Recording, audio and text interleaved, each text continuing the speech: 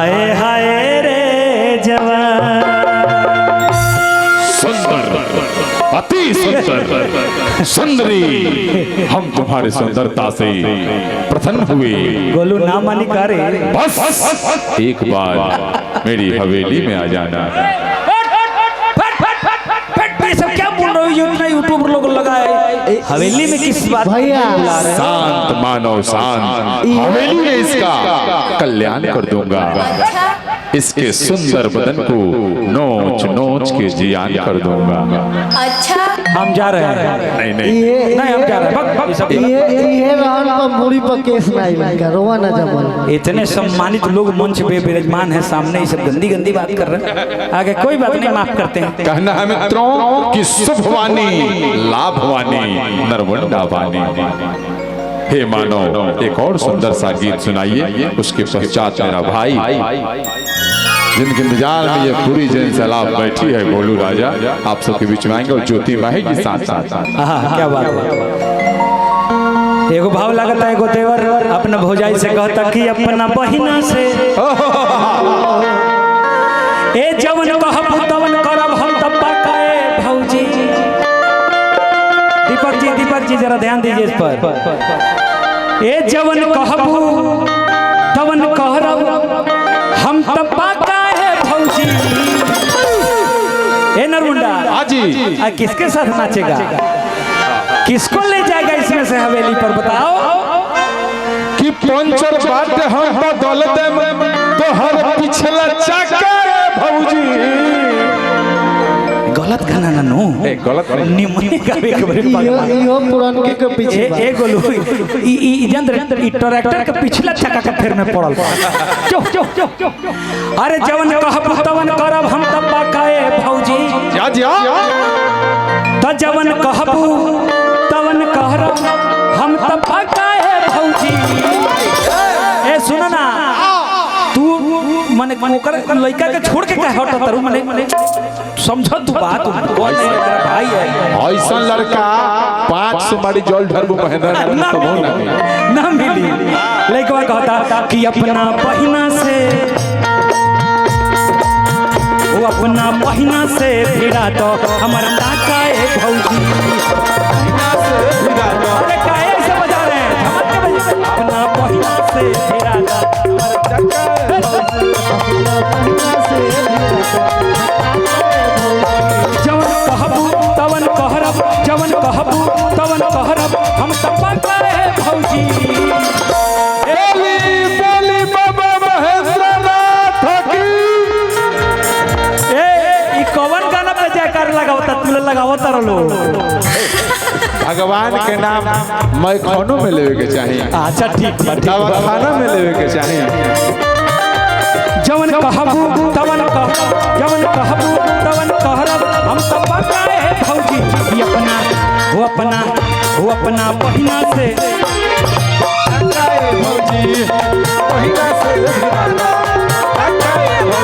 वो अपना बहिना से भिड़ा दो हमर टाका ए भौजी।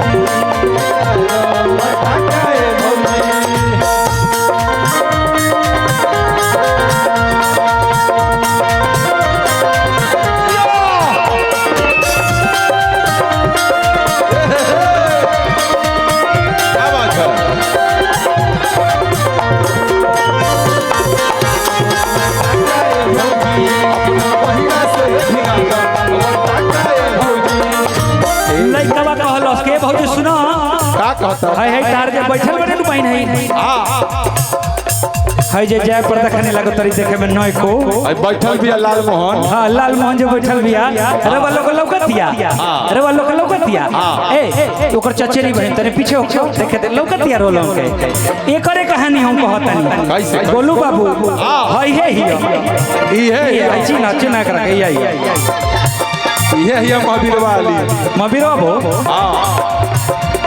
या महावीर बाबू मारी मारी आँख कैलस हमरा के पागल, हमरा के देखी के बजावा तारी छागल। हमरा के देखी के बजावा तारी छागल। हमरा के देखी के बजावा तारी छागल। ए भौजी सुनो सुनो है खींच के ले एक रखे है ना। चल चल है ना, चल चल। ये सब नाच नचा के बैठ गल बिया, बताओ नरमुंडा। तो शासन के खातिर खींच के लाऊं उसे महफिल में।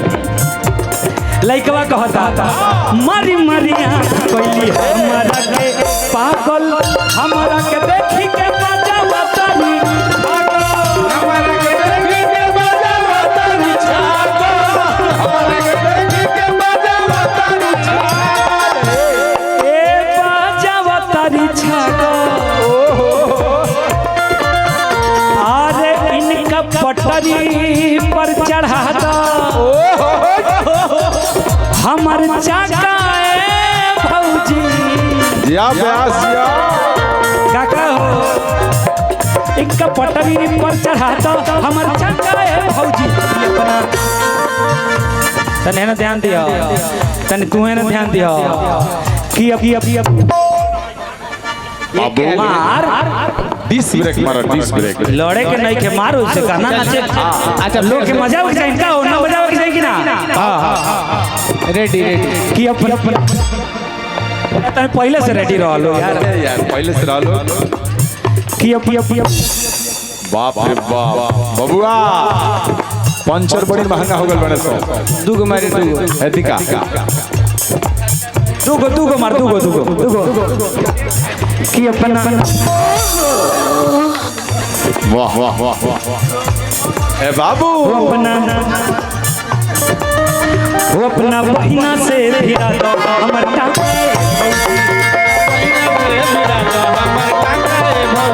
अपना बहिना से भिड़ा दो हमर टाका भौजी, अपना बहिना से भिड़ा दो हमर टाका भौजी। साची कहे तोरे यार से हमारो अगन में आई बहार भौजी, अगन में आई बहार भौजी, अपना बहिना से भिड़ा दो हमर टाका भौजी। ना एकरा के पूरा कर। लक्ष्मी की सूरत ममता की मूरत,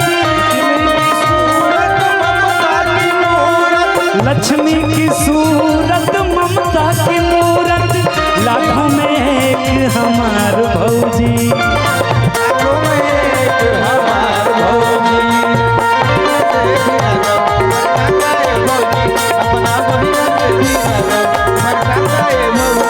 सुना भाई गांव भर के लोग के सामने यही से कहता नहीं कि देखो घर वाली बात बा अगुआ जी, नरमुंडा अगुआ घर वाली बात है।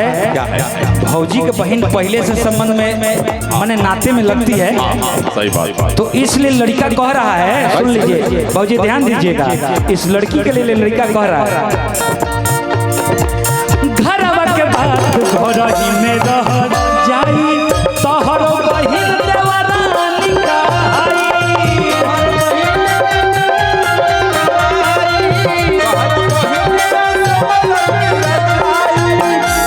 ए देवरानी कहाई,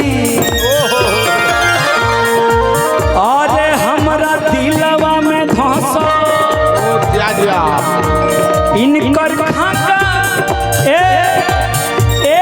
भौजी,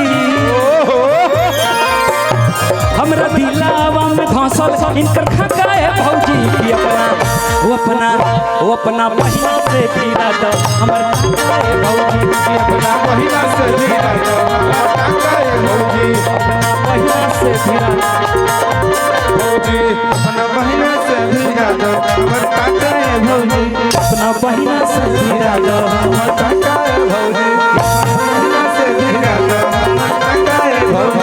अपना बहिना से भिड़ा दो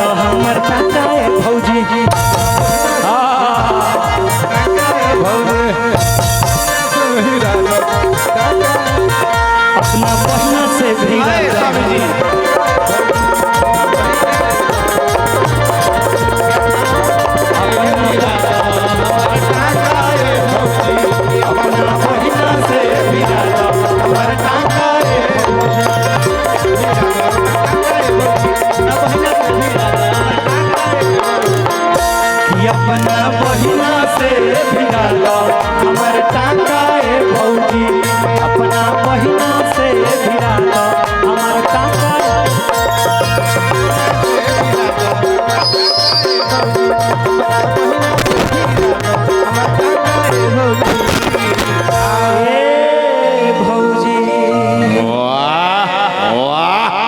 वाह वाह वाह, बहुत बहुत धन्यवाद। बुलाइए और कलाकारों को एक बार जोरदार ताली बजा के भैया अजीत आनंद का आप लोग स्वागत करें। इतना सुंदर गीत गाते